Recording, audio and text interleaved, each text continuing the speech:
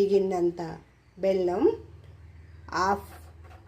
Half గిన్నె బాదం పప్పు, ఒక హాఫ్ గిన్నె డ్రై కొబ్బరి, ఒక హాఫ్ గిన్నె జీడిపప్పు, ఒక హాఫ్ గిన్నె పుచ్చగింజలు, ఒక హాఫ్ గిన్నె గుమ్మడి గింజలు.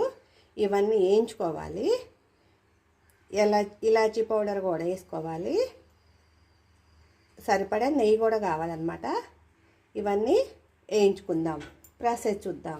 ఇవి బాదం పప్పు నానబెట్టి పొట్టు తీసి వేయించుకున్నాను అన్నమాట.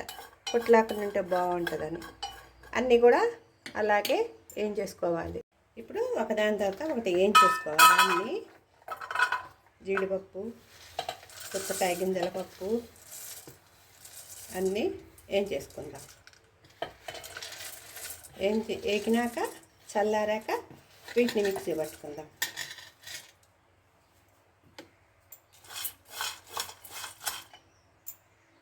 అన్నీ కలిపి మిక్సీ పట్టా అన్నమాట.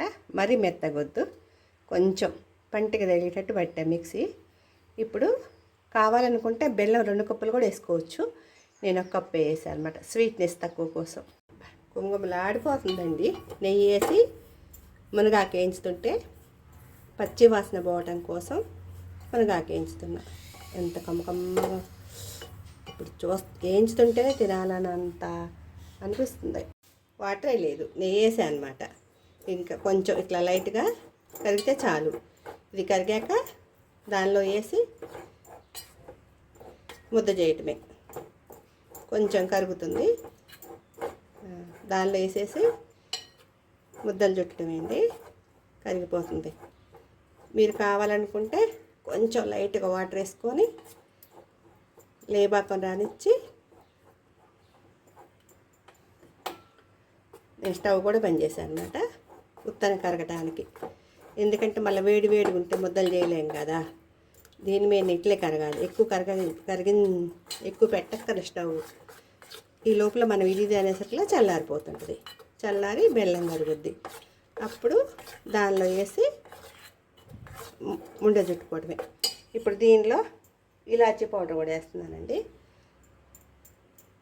కొంచెం వేసుకోండి, మీ ఇష్టం. ఇలాచీ పౌడర్ మీ ఆప్షన్. వేసేసుకుని కరిగిపోయింది. ఇంకా ఈ లోపల కొంచెం చల్లగా కూడా అయిపోద్ది కదా. అప్పుడు అన్నిట్లో కలిపి వేసుకుంటే చాలాసేపు ఉంచమనుకోండి గట్టిగా అయిపోద్ది. ఆయిల్ వేసి కొద్దిగా వేడి కాగానే తరిగిన బెల్లం ఉంటుంది కదా, అది వేసేస్తే ఏమంటే స్టవ్ బంద్ చేయాలి, లేకపోతే గట్టిగా అయిపోద్ది జీడిపాకంలాగా. వేసేసి శుభ్రంగా తీసేసానండి. ఎందుకంటే వాటర్ తగిలితే చాలా రోజులు ఉండదు కదా, అందుకని. ఇప్పుడు ఇవన్నీ వేసేస్తున్నాను. మనం మిక్సీలో పౌడర్ వేసుకున్నాం కదా, కొబ్బరి పౌడరు ఇవన్నీ మొత్తం వేసేస్తున్నాను. వేసేసి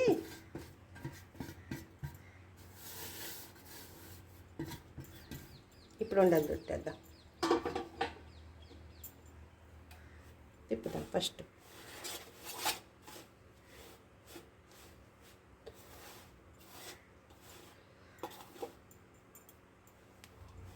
ఏం కాలట్లేదండి, చల్లారింది కదా, అందుకని.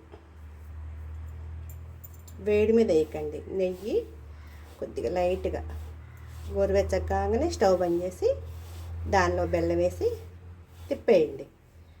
తిప్పితే శుభ్రంగా కలిసిపోద్ది.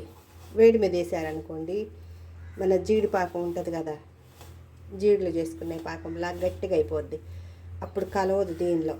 ఇప్పుడు కలిసిపోయింది చూడండి. కావాలనుకుంటే మీరు కొంచెం బెల్లమైన ఎక్కువ వేసుకోండి, మునగాకు తక్కువచ్చుకోండి. కలరు ఫుల్గా ఉంది. మునగాకు హెల్త్కి మంచిదని, పోషకాలుగా నేను చెప్తా కదా ఎప్పుడు. నేను అందరూ కామెంట్ చేస్తున్నారు, మునగాకుని వదిలిపెట్టట్లేదు ఏంది నువ్వు అని మా ఫ్రెండ్స్. మీరు కూడా చేసుకుంటే చాలా బాగుంటుంది. హెల్త్ సంబంధించిన ఫుడ్ బాగుంటుంది. ఇలా ఎవరు చేసి ఉండరు. భలే బాగున్నాయి చూడండి, ఎంత బాగున్నాయో, కలర్ఫుల్గా ఉన్నాయి. మీరు కూడా ఇలా చేసుకోండి. మనం వాటర్ వేయలేదు కాబట్టి గట్టిగా స్ట్రాంగ్గా ఉన్నాయి చూడండి. అసలు ఇరిగి కూడా పోవట్లేదు. వాటర్ వేస్తే విడిపోతాయి, గట్టి కొడతావు, ఇట్లా ఇరిగిపోతాయి కూడా. ఎన్ని రోజులైనా ఉంటాయి, బూజు కూడా రావు. కావాలనుకుంటే మీరు మునగాకు తక్కువ వేసుకోండి. నేను హెల్త్ బాగుండాలని మునగాకు ఎక్కువ వేసాను. మీరు తక్కువ వేసుకోండి కావాలనుకుంటే. టేస్ట్ చూస్తూ ఉంటాను. కుంకుమలాడిపోతుందండి. సూపర్.